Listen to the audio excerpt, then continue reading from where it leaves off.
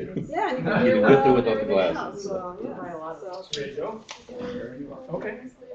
So I think we're ready to begin.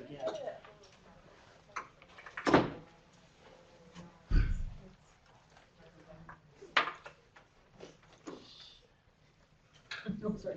It's okay. I just want to wait to done with your last thought there. My name's Mark Chapin. I work for Hennepin County. I'm the Department Director for Resident and Real Estate Services, which is a mouthful. Basically, we do elections and we run service centers. We have a real estate group here at the county.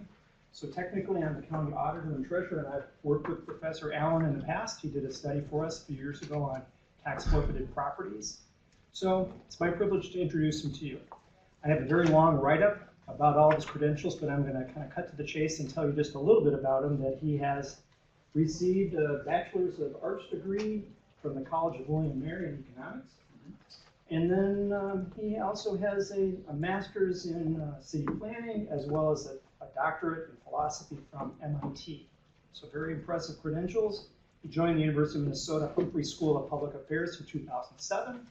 Proud to say I'm a student at the school right now in the election certificate program. So please welcome Professor Allen.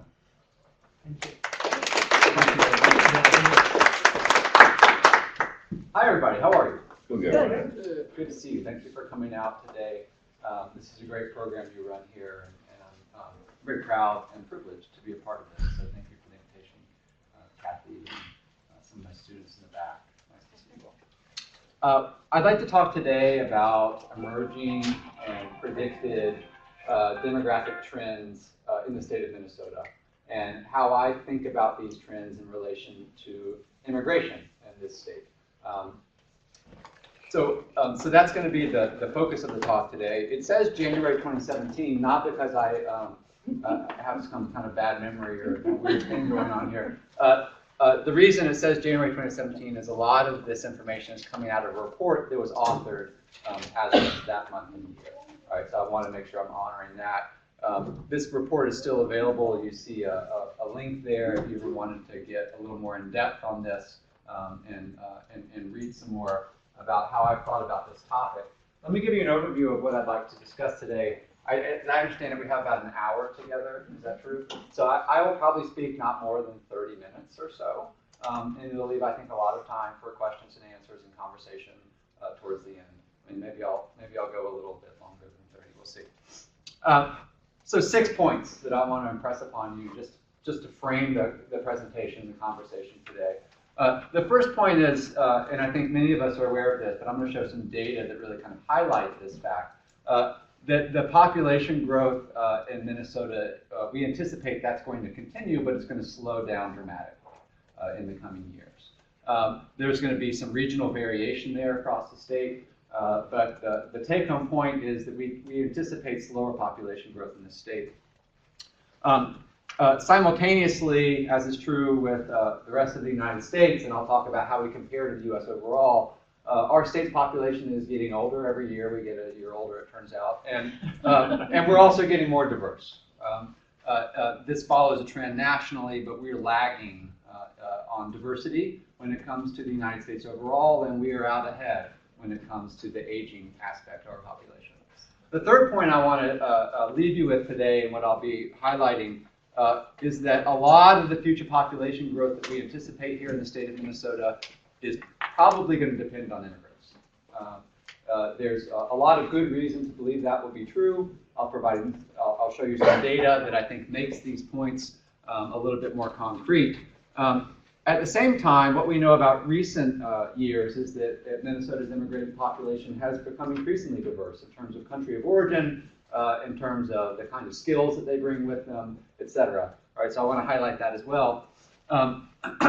While our immigrant population is going to grow over time, there's good reason to believe that will be true, we lag the U.S. considerably, but that has not always been true. Right? So I want to talk a little bit about the history of immigration to the state and how that looks today in relative to the United States overall. And finally, I'm going to end this presentation by asserting to you that that if we really want to think about labor force growth and economic growth in the state of Minnesota, it's going to become increasingly imperative that we think about immigrants and their place in the workforce and their place in our population.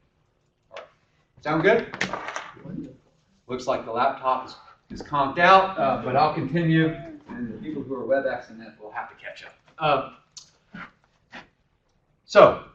If you can't see this clearly, for those of you in the back, if you turn around, there's another screen I just noticed there. You can crane your neck that way or squint your eyes this way. It'll be up to you. This is obviously a map of Minnesota by county. It demonstrates based on projected population growth between 2015 and 2045 coming out of the state demographer's office, what we can anticipate for population change in the state of Minnesota over that time period. So the take-home points are these bulleted points, right?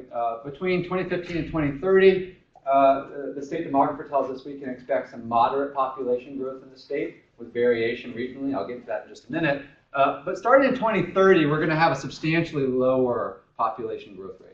That's different than saying where our population is declining.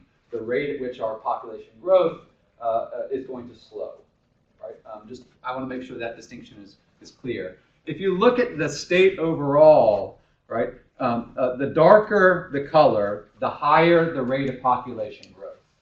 Right? So you can see the stripe that cuts through the heart of Minnesota.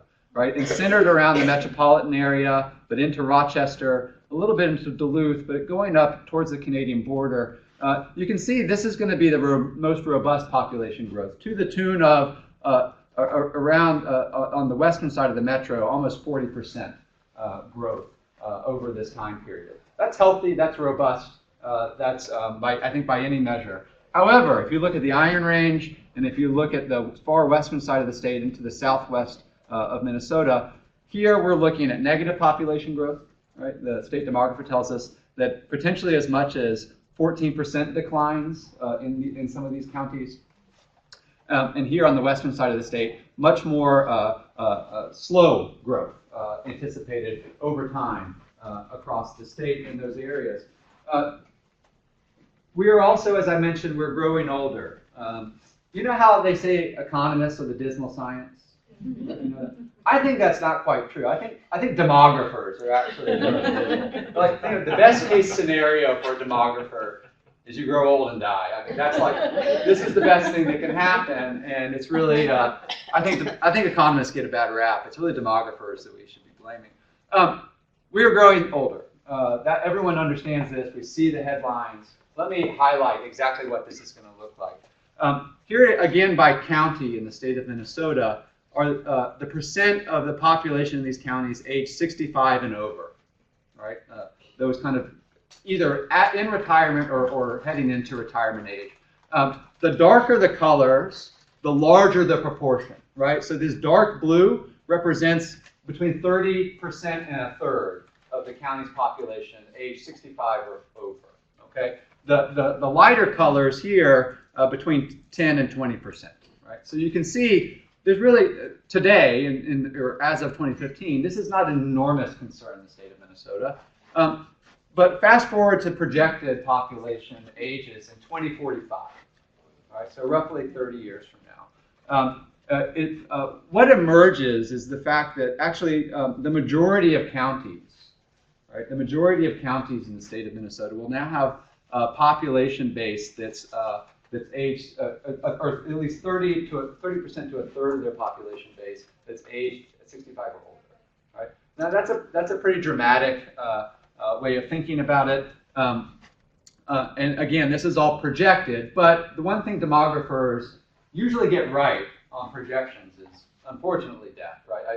We know with a fair degree of certainty of what's going to happen with fertility and what's going to happen with mortality rates in the state. Right? And so, of all the projections I'm giving you today, I think I have the most confidence in the state demographer's numbers here. Right? But I think we have a pretty good amount of certainty that this kind of aging trend will happen. It will happen across the state, and of course, there are some parts of the state that are more effective than others. Similarly, as we're growing older, we are also going to grow more diverse. So you can see here that now I'm not doing counties, I'm doing economic development regions within the state. The darker the color, the more orange that is, the higher the proportion of people living in that region that are people of color. So the darkest color here is between 15 and 35%. Clearly the metro area, but also this region here in the far north of the state. In general, it's the southern part of the state that tends to be most racially and ethnically diverse as of now in the state of Minnesota. And that will continue to be true, projected out to 2035. Right? The southern part of the state is now all taking on this darker orange color. Less diversity in the northern part of the state, but still every part of the state becoming more racially and ethnically diverse. Yes, sir. Can you tell us a little bit about that big spike up in the northern region? Here, anyone help me? What is this? Yeah. Tribal nations. Yeah. So this is native communities and reservations. Yeah. Good question. Hey, let me take a pause. Any other questions? I'm speaking quickly, and there's a lot of data here, and I want to make sure that yes. So that also, in your previous map, it also showed a lower age range, and it didn't age as much. Sorry, here? Yeah, so pretty much there, I think that's right, like, the age, it's a lower age than the rest of the... So a smaller proportion of the county's population is age 65 or over relative to other parts of the state. Which is tragic. Which is a tragedy, because of the high suicide rates there. It really doesn't end. I mean, so in some sense, it's actually not a good thing. Mm-hmm. Depending upon what's driving it, right? I mean, it could be really high fertility rates that's driving this. That's probably not the case. As you're suggesting, it may be a higher mortality rate, right? Given suicides and a number of other health-related problems that we know are common. Yeah. Your question. So you said that the majority of this research came out in January of 2017. Since then, the number of refugees coming to the United States, the limit has been capped. It's the limit to what we're accepting of refugees has decreased significantly. And in Minnesota, it could be particularly damaging because of the amount of refugee resettlement agencies we have here. Do you expect that the change in those numbers would affect this, or do you think that would be more of a national trend instead of Minnesota? Great question. Can I table it for now? Because I'm coming back hard on that topic in just a minute. Okay. Yes. Just a quick question here. So, are some of those parts of the state getting older partly because I looked at the previous slide, their population is dropping? So, does that mean the young people are leaving and the old people are staying? Yes. Okay. That is a common trend. I think that's a well-established trend in the state of Minnesota, and I'll talk more about that in just a minute too. You guys have great questions. You're like anticipating my next move. It's almost eerie. Oh, we have more questions. Yeah, for these slides, what the facts behind why more diverse population will happen in the southern parts of Minnesota? You see the dark. Let me crowdsource that for a minute. Why? Why the southern part of the state? Yeah. Pardon me? Agricultural labor. Agricultural labor, potentially. In metro areas there. Metro area, yeah, certainly that can be an important reason here, and certainly down into Rochester, that's an important reason. Hog farms. Okay, so we also have animal processing, right? Wilmer, Worthington, etc. Other ideas? It's just the warmer climate. Yeah. In the 2035 diagram, the big center light, Here. yes, is affected by. Anyone from this part of the state or have knowledge of it? I'll betray my ignorance now. I've traveled the state, but I've not spent a lot of time in that case. I think it's kind of a sparse population. I think there is a lot of tourism associated with it. The bigger lakes are there. There's also a couple of forest crop pieces in that area too. That's like we're on the edges of where like the Hinkley fires and such were. So Sure. That has some of the forest areas less populated. Good. Safe to move. Now demographers like to think about population change in kind of two large buckets, right? And so the first part of population change they're interested in, they call natural change, right? So this is a really easy concept. How many people are born in a given year minus how many people die, right? That's one, they call this natural population change. They also want to think about how many people are moving in or out of a given area, and they call this net migration, right? Which I want to differentiate from international migration. Now I'm just talking about how many people are moving in versus how many people are moving out. Let's think about that as a net number. Right, here are the projections. These are all projections, again, coming out of the state demographer's office. Here's the natural change. Here's the 0 point, just to orient you. Right, so when this line touches 0, that means what? That means that the number of births is equal, when it hits 0, to the number of people who are dying that year, right, in a projected fashion, okay? When it goes below that, that means there are more deaths than births projected in the state, okay? So this 0 point comes around 2040, the state demographer tells us, right? That based on fertility trends, based on mortality trends, and based on her assumptions around continued population growth, et cetera, right? That we're going to get at this negative, or this 0 point and then negative, leveling off at around 5,000 more deaths than births per year, on out through 2070. Okay? Now let's go back to the net migration. Currently, we're kind of cruising along at around 10,000 more migrants coming in a net fashion, right? So 10,000 more people coming than actually leave the state of Minnesota. This is a good thing. That means people want to be here, which is smart because it's a great city, it's a great country, but it's also a great state, right? The state demographer tells us that she's predicting there's going to be an increase here. Now, I don't know exactly what may be driving that increase in her projections to kind of circumvent questions that may be coming, but she thinks it's going to level off around 25,000 people per year, right?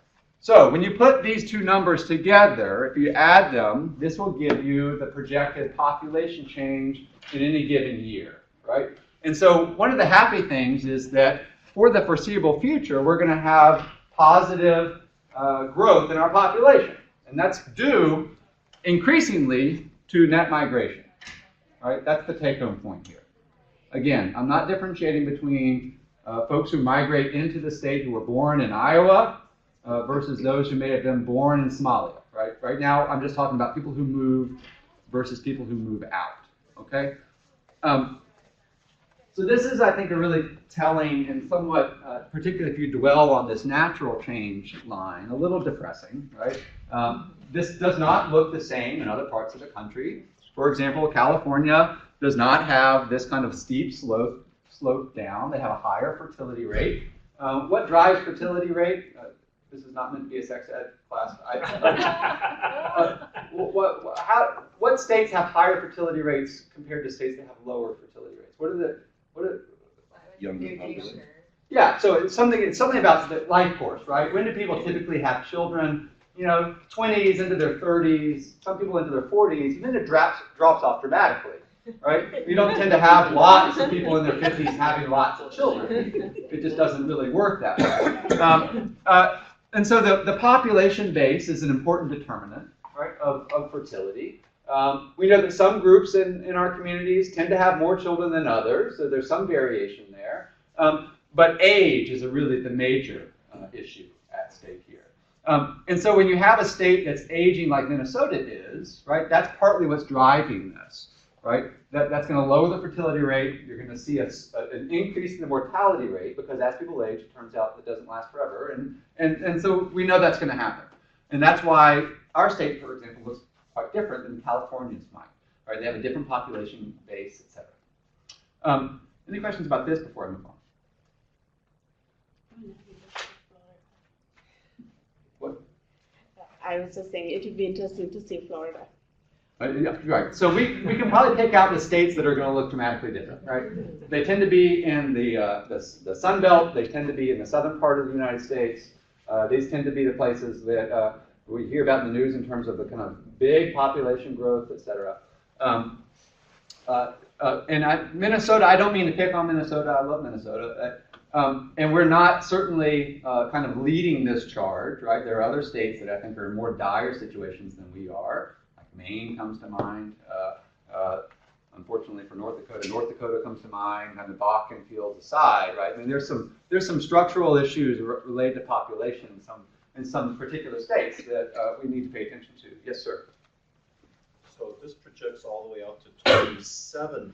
That's correct. And since we know how many people have been born basically through 2018, and we can make some fairly firm trends, would it be safe to say that once we get past about 2045, it's really, because it's like 2 generations out by the time you get to 20, so it's kind of, if trends go as they have without any good data, once you get past about 2040, 2045, in terms of, we know we have this pool of people, and if they do what their predecessors have, X, Y, Z. Great point. So there's a lot of assumptions built into these projections, right? There have to be, right? I mean, we have a crystal ball here, and we're trying to understand what's going to happen.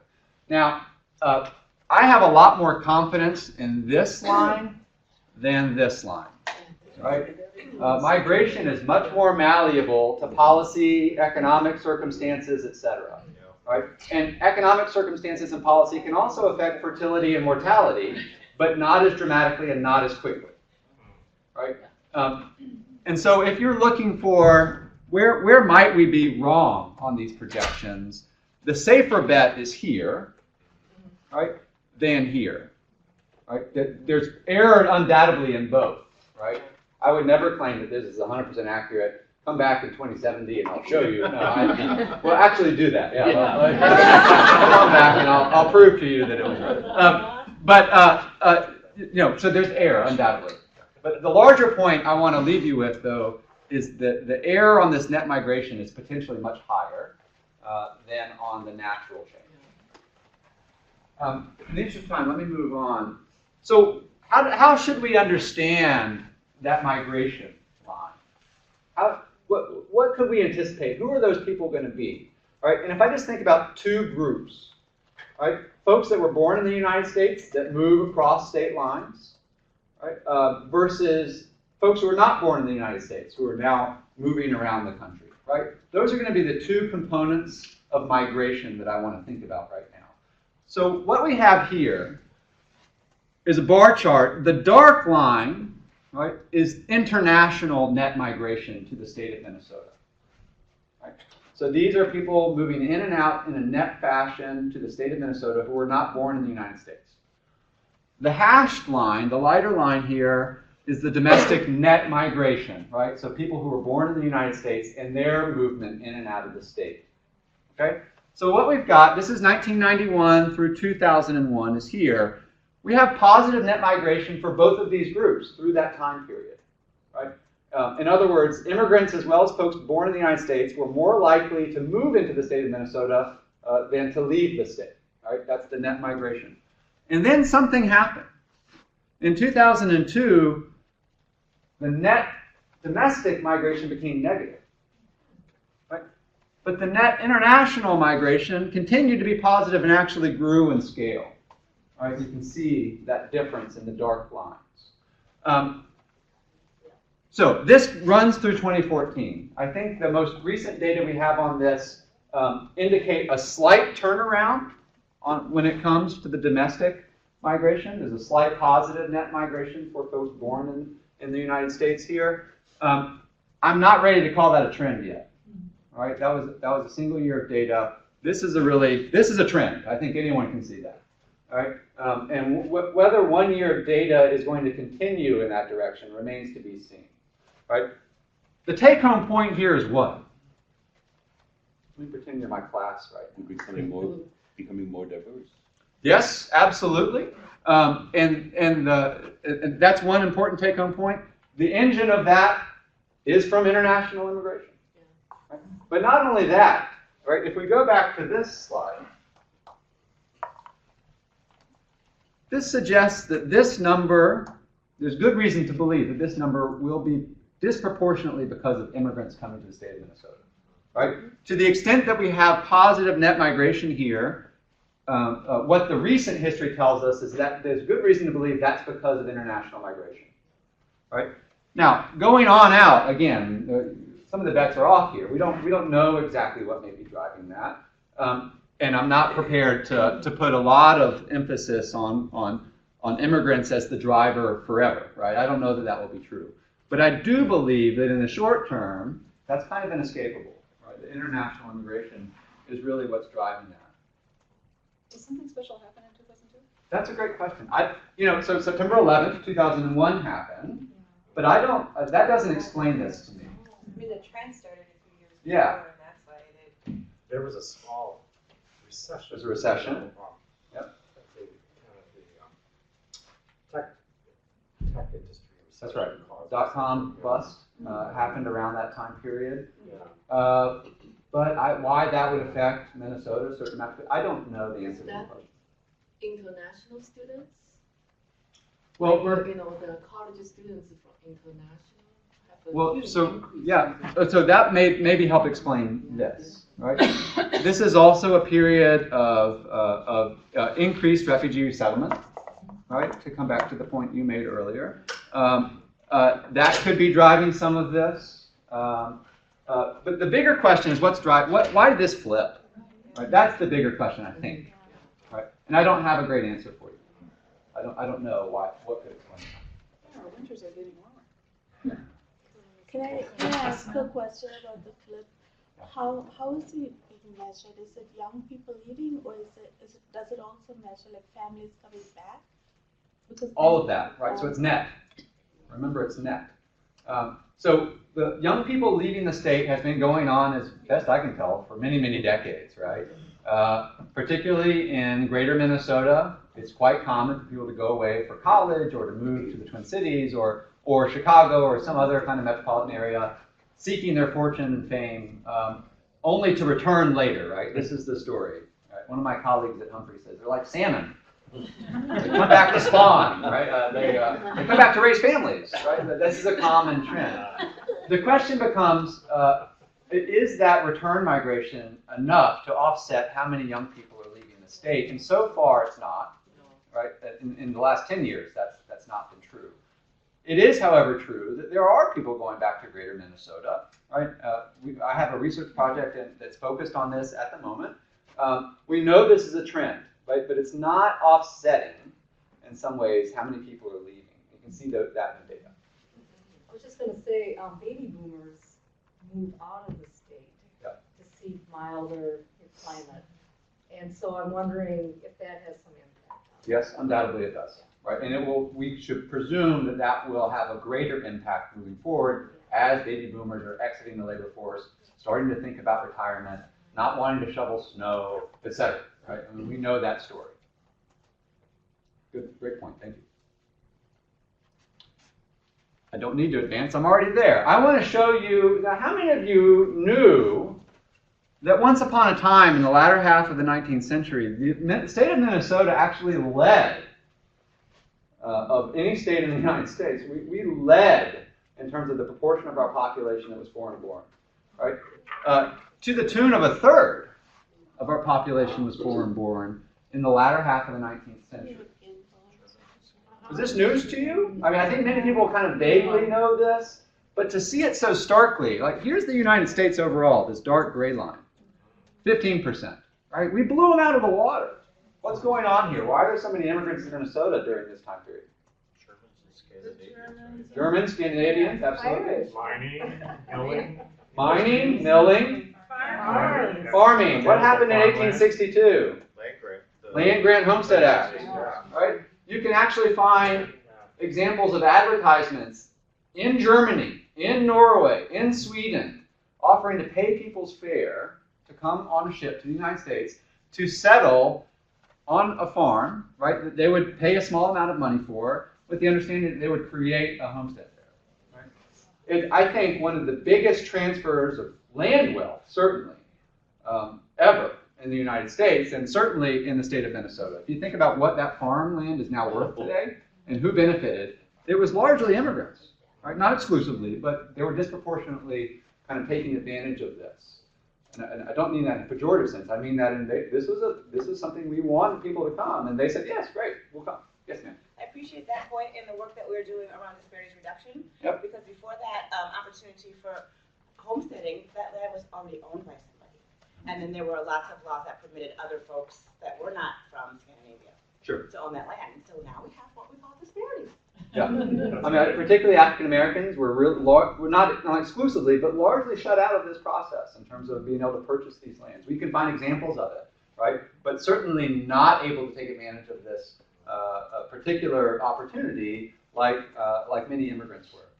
The reason I want to present, so the other take-home point here is that has changed dramatically, right? We are now, instead of leading the United States, significantly lagging behind the United States in terms of the proportion of our state's population that's foreign-born, right? To the tune of about 8% of Minnesota's population currently is foreign-born, compared to approaching 14.5% nationally, right? This is a dramatic reversal that I think if you have a short historical memory, you don't think much about, right? But with this in front of you, it's like, what's going on, right? And we can see some structural reasons about why that would be true, largely related to how we were distributing land via the Homestead Act, the kinds of industries that were active and kind of sucking up labor, why people wanted to come to the state of Minnesota. There was great economic opportunity here. What does that look like today? That's an important question for us to ponder, right? And I have some thoughts on that we'll get to in just a moment, and I want to hear your thoughts on this as well. But we're tracking the Midwest overall. This blue hashed line is the Midwest. The red is Minnesota.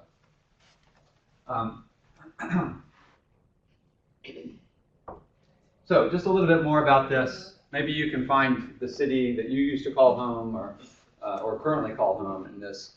Some of these are eye-popping, right? So you go up on the range, right? The town of Virginia, and it was a town then, almost everyone there was either an immigrant or a kid of an immigrant. Right? There were very few people who were third-generation Americans in that particular community. But if you look around the state, right? I mean, these are really eye-popping numbers. One of the reasons I want to present this to you is that when I've traveled around the state, one of the things I hear from people is we've never experienced immigration like this. Here in St. Cloud, this is never really, this is unbelievable. Like, we don't know how to deal with this. And I say, well, it turns out we have. In this community exactly, you've experienced this before, to the tune of 3 or 4 times the amount you currently have. So I want to reshift that conversation. But that's an important thing I think our state needs to reckon with. That this is something we've experienced before, right? The same kinds of discriminatory practices that we read about or perhaps experience or know people who have experienced undoubtedly happened during this time period too, right? And it wasn't Islam, it was Catholics, right? And it wasn't Hispanics, it was those Finns, right? We've been here before. We know how to get ourselves out of it. I have ideas about that too. So let's talk a little bit about who are the immigrants, how do they compare to the native born in our state today? So these are data coming out of 2015. We could update these, but they haven't changed dramatically in the last couple of years. Immigrants are much more likely to be in these kind of prime working ages, right? The labor market folks are really concerned about. If you look at the proportion of the population by nativity, right, meaning native born versus foreign born, that are aged between 18 and 64, it's almost 80% of the foreign born fall in that age range, compared to 60% of the native born, right? And that's because on either end of that distribution, really young people, babies, etc., and really elderly people, there are not a lot who are immigrants. Educational attainment is another interesting area to look at. And here we have this interesting bifurcation in the foreign-born population, right? Whereas about 26% of the foreign-born residents of the state of Minnesota today lack a high school degree, but 15% have a graduate degree, right? If you compare that to the native-born, it's 5%, which I think we can all celebrate. This is a good thing. We don't want folks without a high school degree. In fact, we want much more than that from our educational systems. But only 11% with a graduate degree, right? This is an important narrative as well, right? Because I think oftentimes when we think about immigrants in the state of Minnesota, we think about low-skilled workers, and there's evidence to support that, right? If you lack a high school degree, it's pretty hard to think about getting really good paying jobs that have a lot of economic mobility associated with them here in this state, or most places in the United States for that matter. But also, our foreign-born population exceeds the native-born population in terms of this really high achievement in education. All right, think about our Fortune 500 companies just here in the metropolitan area and who works there. Think about Mayo Clinic and who's working there, right? So this is an important part of the narrative as well. Of course, immigrants are less likely than native-born to speak English with fluency. About 46% of immigrants say they speak English less than very well, right? But it's also true that there's a relatively small proportion of immigrants who don't speak English at all, right? There's a lot of variation there. Immigrants are more likely to be in the labor force, meaning they're either employed or unemployed looking for work, compared to native-born, by about a 3 percentage point difference, more or less. Immigrants tend to earn substantially less. Right? You see these median household income figures, $50,500 for a foreign-born household versus about $65,000 for a native-born household. What explains that? Why do you think there's that big disparity in household earnings? Discrimination, language barriers. So certainly some of it could be discrimination, right? I'm not getting the jobs that I applied for because I'm being discriminated against. And we shouldn't discount that. The 26% who don't have a high school. This is certainly a large driver of that too, right? How do you find a good paying job in the state of Minnesota today? Education tends to be pretty key, right? And if about a quarter of the foreign-born lack a high school degree, that's going to be an important explanatory factor in understanding why there's that disparity in wealth. Yes, sir. I see your hand, and then I'll come around. Well, I think it speaks to both of those things, the less than a high school degree. If you walk through the hallways here at the government center, you will see a significant portion of the custodial staff who are most likely foreign-born, who speak English less than very well. And that would then also translate into probably a lower median household income. Mm-hmm. Yes. Your point. Well, my question is if there's a difference in the location of where some of these jobs are. Mm-hmm. When I think back to the maps we were displaying earlier about where some of the foreign-born residents are living, I think about Worthington, maybe the jobs there don't pay the same wages that somebody might get in the metro area. Potentially, although meatpacking turns out pays pretty well, right? It's tremendously difficult work. The conditions are horrible. People lose fingers. I don't want to. Exactly. But the barriers to entry are relatively low. Do you have to speak English fluently to work in a meat? No, of course you don't, right? You have to be willing to put up with some pretty tough working conditions, and that's where that kind of wage comes in. They are not great paying jobs. I don't mean to project them as such, right? But when you look at the data, there's a decent wage there. Not as much as it used to be, right? When these were unionized workplaces, the wages and working conditions tended to be much better. But that's a kind of a different story we can talk about if you're interested. So it's maybe not necessarily a metro versus rural. Well, undoubtedly it's some of that, but the vast majority of immigrants live in the metro area, right? Or smaller cities related to meatpacking and so on. Yes, ma'am. So a thought that I have is, research indicates that you get a job based on who you know. And if you are foreign-born, you don't know very many people. So I'm a child of 2 foreign-born parents. They didn't have connections to say, go intern there. I have a friend who works here. They were just like, okay, we got positive energy for you. Yeah. Or one modification to the point you're making that would make is you may know a lot of people, right? But if they don't have good information about how to get a good job, right, it doesn't really help you as much as, well, our neighbor's a lawyer. It turns out, man, he knows everybody. He can put a good word in for me. Right. Yeah. Or own the law firm. Yep. Or that. I see your hand, then I'll come to you. Yep. Just in addition to what she just said, because when you're networking in terms of through networking get jobs, so the immigrants often probably more associate the networking getting lower paying jobs. So that's why they prefer each other to the, custodial work, whatever. Sure. On the other end, the small proportion may come contribute to that is the job promotion. Yep. Opportunity for the people who are with immigrant background.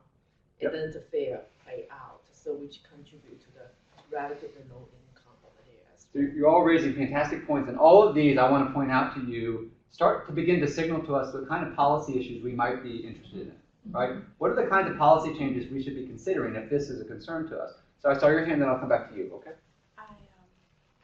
I wonder how much of the median household income is based on the fact that people who are immigrants, if they have mixed family status, like some people who are undocumented or permanent residents or something like that, and take the first job that they can find that brings in income and don't have the time to look for another job because they can't get time off because someone needs to be home to watch the babies because of X, Y, and Z reasons, aren't able to find better paying jobs or are scared to complain about the poorly paying jobs they do have. Undoubtedly, those are important factors. The other thing I want to mention before I come to you and then you is that foreign-born households tend to be larger, tend to have more working adults in them than native-born, right? So this disparity is actually bigger than it appears.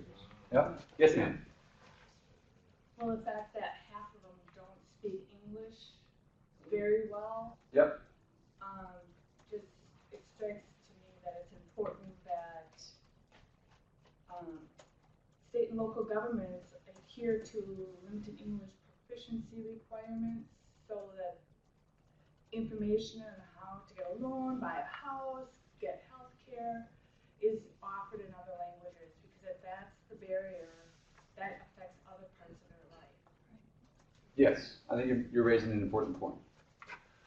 I don't know if this is going to be reflected anywhere in this at all, or maybe it's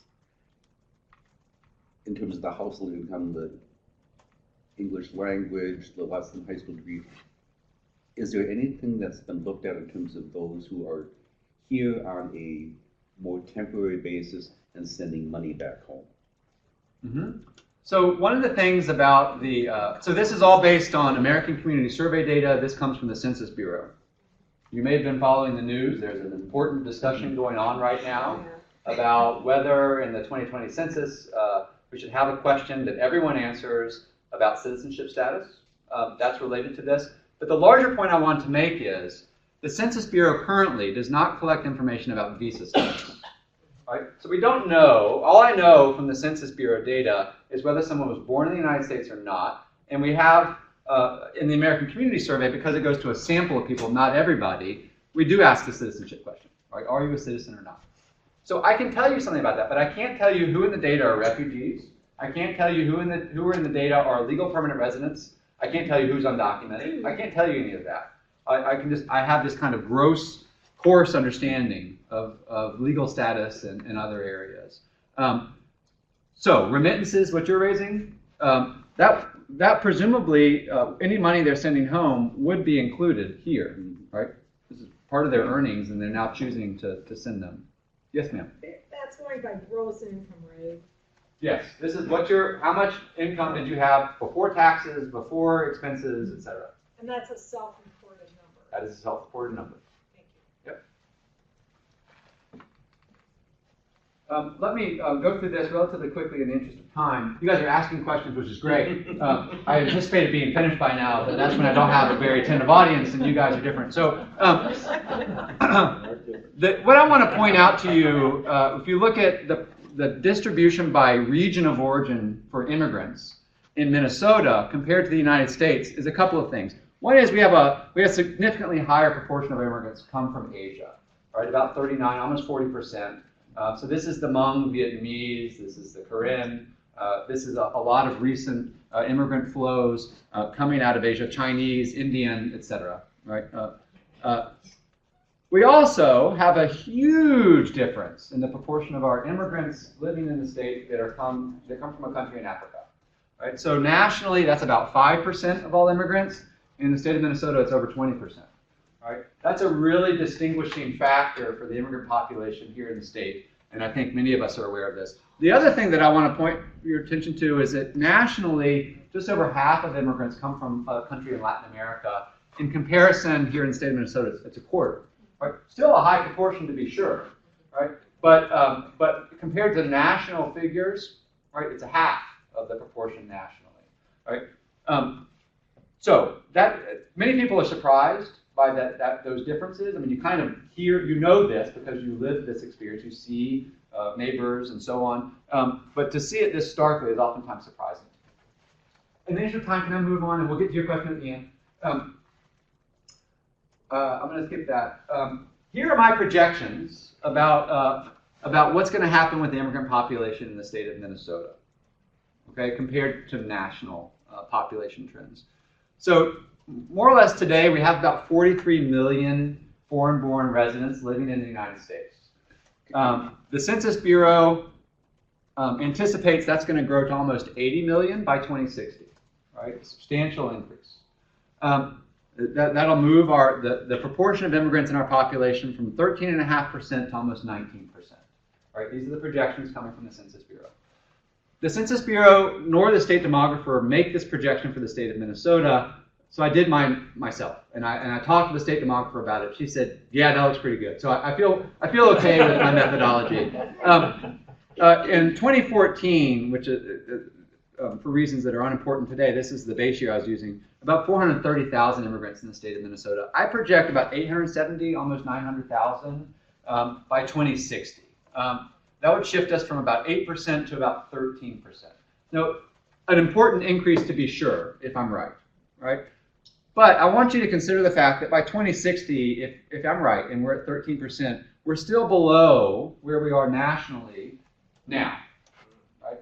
This is the kind of lag that we have with the country overall in terms of the importance for immigrants as a proportion, at least, in our population. So this is notable. You should take it with a grain of salt because it is a projection. It's also a projection that's based on more or less the idea that our immigration policy would remain constant. That is probably not a good assumption, right, based on current political rhetoric and what we've seen happening in the Trump administration to date in his first 2 years as president. Okay, let me cut to the chase now. Here are the projections for how our labor force is going to grow in Minnesota so this is 1960s. These are actual data until we get here. This is the start of the projections. Okay? So once upon a time, our labor force grew. It grew robustly, right? In the 1970s, it grew to the tune of an annual average rate of over 2.5%, right? By any measure, that's a really robust, aggressive labor force growth. And this is a signal of a strong economy, right, which was true in the 1970s in the state of Minnesota.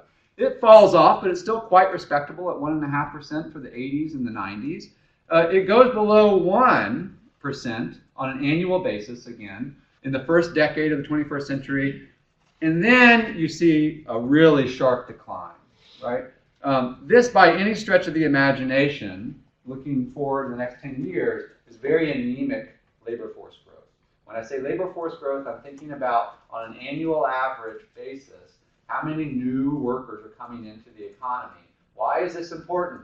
New workers come into the economy, they do things like earn money and spend money locally. They do things like pay into Social Security and Medicare. These form the tax basis for our local and regional government spending, right? And when this is not increasing, right, at a reasonable rate, it's cause for some concern. Economists tell us that labor force growth historically, like in the past 50 or so years, has accounted for roughly 25% of the economic growth we as a nation have experienced. Right? The other part of economic growth is determined by technological change and how we think about productivity of workers and so on. About 25% just on the raw numbers. So what does that mean going forward? Right? That's an important question that I think we're just starting to grapple with. Right? So the 3% that we've currently been experiencing in GDP growth that many people are celebrating, it seems incredibly unlikely that that will continue, right? Based on how important we know labor force growth is to generating that number. I'm almost finished, and then I'll open it up for questions. We have, this is coming out of DEED, our friends in the state at DEED. The blue hash line represents the labor force. In this case, projected to the right of the solid line, vertical line. The red line is the number of jobs, right? So when you see the blue hashed line below the red line, that's labor shortage, right? There's more jobs out there than we have people to work with, right? And that's what we see for the foreseeable future until we get into a recessionary situation, which looks more like this, right? That's the number of jobs is below the number of people who are interested in working. I'm almost at the end, but let me, how are we going to shrink this gap? How are we going to shrink that gap? Well, one thing we can do is create a climate that makes it more favorable for people to want to join the labor force, right? And so when we look particularly at immigrant groups, we see some key groups here in the state of Minnesota where the labor force participation for women is considerably lower than it is for men, right?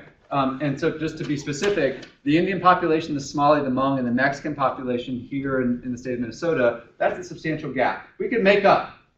We could create an environment. We could offer high quality, low cost childcare. There are a number of things that we could do. Pardon me? Visas. We could give working visas. There are a number of things that we could do differently that would bump that labor force participation, particularly for women in these immigrant groups, up. However, that is not going to get us out of this hole, right? There's not enough people to make that the only strategy we should be looking at. Of course, people are talking about delayed retirement, and that will happen. But eventually, it turns out we stop working, right? Whether we like it or not. Eventually, one day we stop, right? And so that can't be a long-term fix either. I think we need to be much more attentive to how we're thinking about migration to our state. We know we're not going to get out of this from our fertility rate. We need to be thinking about migration. Here's the sobering thing. Our current labor force growth is about 0.5% per year. If we want to maintain that for the foreseeable future, or by 2045, we'll have to attract more than 4.5 times the number of migrants that the state demographer anticipates we're going to have. Right? So just to maintain that relatively anemic level of labor force growth. That's a tall order. How are we going to do it? If you believe, like I do, that that's a reasonable thing for us to do, there are a number of things that we're going to have to think through really carefully as a state, and certainly regionally as well. One of the things is, while we have very strong economic fundamentals in the state, our unemployment rate is lower than the national average. We are doing really well. Not everyone experiences that. Right? There's an enormous disparity, which is becoming increasingly well documented, between people of color and whites in terms of their economic outcomes. Because, as I showed you before, most of the immigrants coming are going to be kind of classified as people of color according to the census. That means the disparities that we're experiencing now, if we don't start to remedy those disparities, they're going to widen potentially in the future. How should we be thinking about the social, economic, and political integration of immigrants, right? We know this kind of integration and the idea that we would create a welcoming environment rather than a hostile environment is going to be important for attracting more migrants, which again, I'm arguing to you are going to be disproportionately immigrants for the foreseeable future.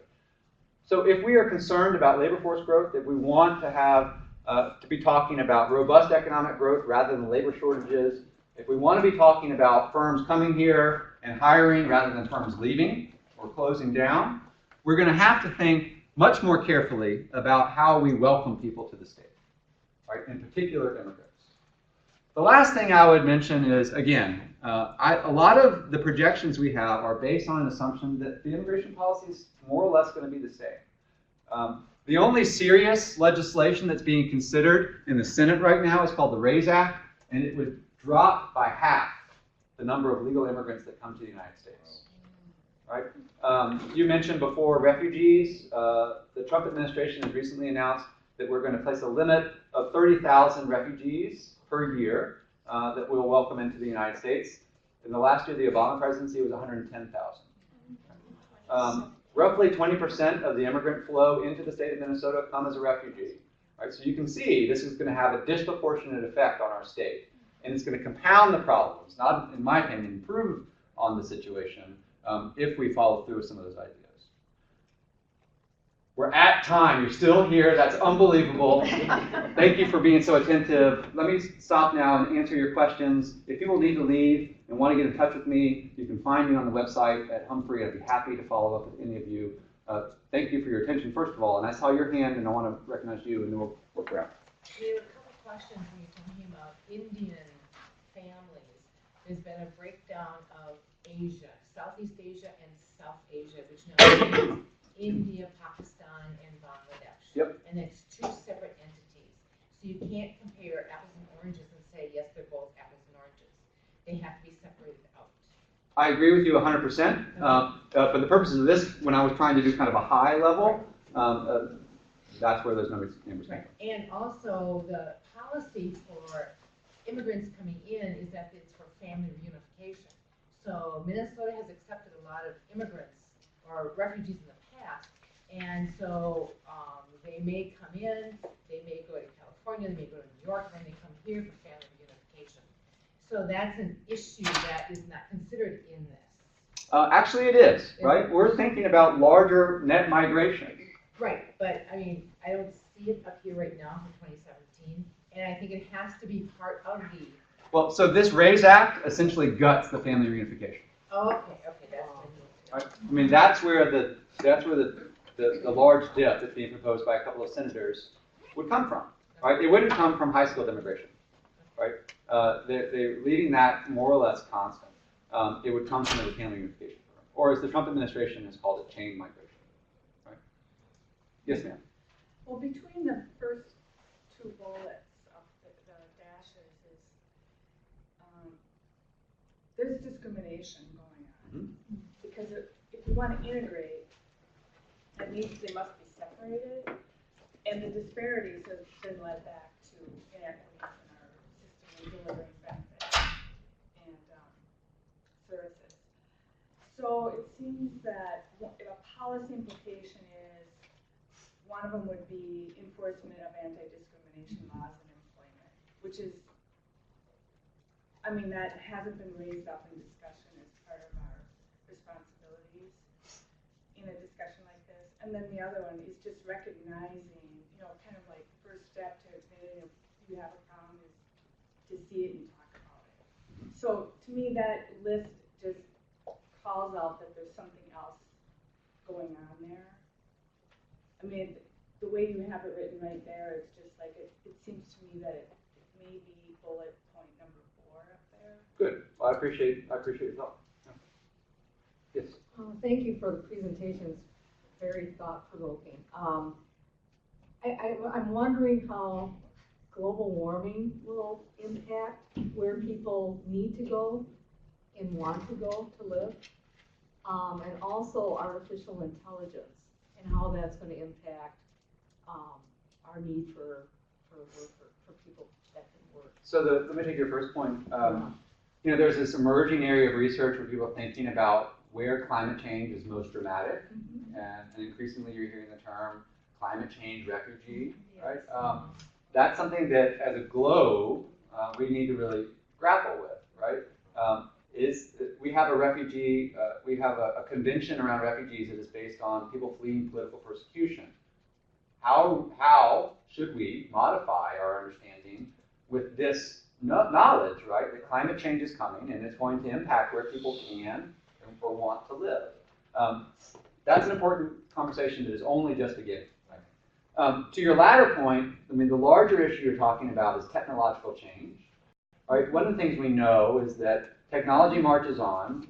That's had enormous implications for the labor market. You can, you know, how many people grew up on a dairy farm? Yeah. You know, how many, did you have an automatic milker when you were a kid? By the time I was old enough to milk, we had an automatic milker with a pipeline. Blissfully, I'm sure. For you, yeah. Buckets. Yeah, right. Yeah. So this has been a dramatic change, just to make this concrete. You know, 2 generations ago, there was no such thing. You had to employ a lot of people to go out and get your milk. So that's not true anymore, but you still need people to help herd the cows and so on, right? So the demand for labor in dairy has gone down, but I want you to pay attention to the fact that they're still experiencing a labor shortage, right? They are. In the state of Minnesota, it's dire, right? There's a dire labor shortage when it comes to dairy farms, right? Why is that? It's because of immigrants, right? Most of that labor force right now are foreign-born, and given some of the changes that have happened in recent years, There just simply aren't enough immigrants to work those jobs anymore.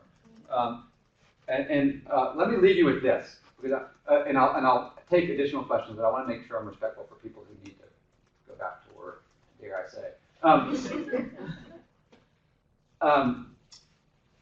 I just lost the point. There was a smart one too.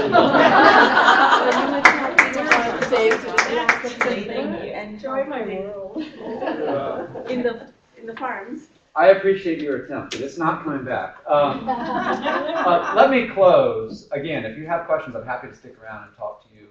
You've been a great audience. I appreciate your enthusiasm, and thanks for the invitation.